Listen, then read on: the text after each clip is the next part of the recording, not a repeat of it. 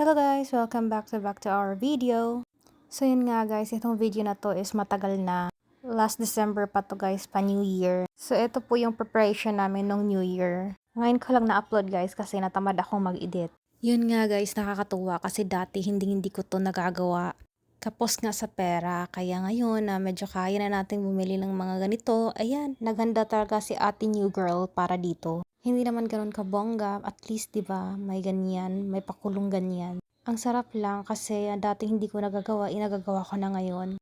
Hindi man lahat ng gusto ko nakukuha ko, pero ayan, sobrang saya ko kasi unti-unti ko nang nagagawa ang mga bagay na dati hindi ko naman kayang gawin. Nabibili ko na dati ang mga bagay na hindi ko naman kayang bilhin. Kaya thank you talaga kay God kahit na mahirap sa taong 2024 ay nakakaraos pa rin. Pinaghandaan ko talaga to guys kahit na simpleng design lang. Para mag-enjoy ang aming family at saka remembrance na rin no, picture ganyan. So maaga pa nga to at tinapos na namin kasi alam nyo guys, pag gabi na kasi, yan ang haggard muna. So kailangan pag medyo madilim na tapos ka na mag-design para fresh sa picture. Alam naman natin tayong mga Pinoy mahilig talaga sa picture, di ba? So dito nga guys ay pinaloban na namin ang mga balloons para ilagay dyan sa taas or sa baba. Ako ngayon naglulubo at saka yung isa naman ang nagtatali at tapos yung kapatid ko namang lalaki ang siyang taga-design doon.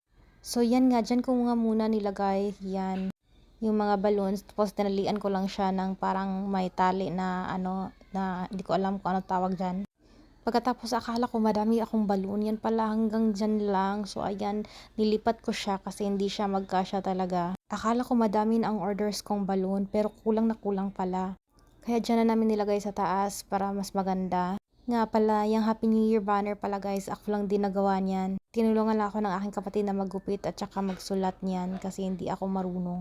Tulong-tulong talaga kami dito guys para matapos na to kasi nga naman ang hirap din mag-design. No? Buti na lang meron kami ditong ganitong para sa machine na yan yung ginagamit ko. Kasi pag wala yan ako, pahirapan talaga sa balloon. Nahihirapan din yung kapatid ko dyan magkabit kasi nga ayaw dumikit ng stick glow. Ano ba yan? Kaya nakikita nyo naman na paulit-ulit namin yung inaayos kasi natatanggal talaga. At bote na lang guys, nagawa ng paraan. At nadikit rin siya sa wakas. So habang nagdidikit siya dyan, ako naman ay patuloy na nagpapalobo ng balon sa gilid. Kinokolekta ko kung may mga balon pa, naghahanap ako kasi nga guys, kulang na kulang kami ng balloons. Gusto ko sana each side din meron din siyang balon. Pero hindi na talaga naabot ang balon guys at yan lang talaga yung nasa taas ang pwede. At yun nga guys, natapos na. At ito pala yung tapos na. Ayan, nakikita nyo, may mga plate na dyan. Nilalagyan na namin ng mga plate. Doon naman sa kabilang mesa ang mga handa namin. Sobrang saya guys. Dati, naku, kung alam niyo lang, sobrang hirap ng buhay.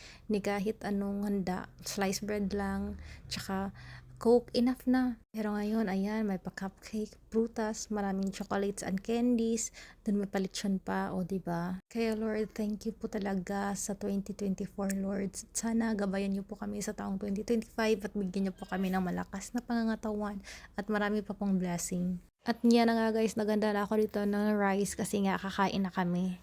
Ay nako guys, real talk lang, sa totoo lang talaga yung mga ganyan. Hindi naabutan ng 12 midnight, ubos na yan. I mean, may matira naman, pero konti lang. Happy New Year! Happy New Year! Cheers to 2025! Here, some more! Looks bright, no? Some more! More! Yay! Happy New Year, guys! Happy New Year sa ating lahat guys at sana po sa lahat ng mga nanood ng aming video is pagpalain po sana kayo ni Lord. At eto nga po pala ang aking munting pamilya. Maraming salamat po sa panonood ng aming video. Please like, comment, share, and subscribe. Bye!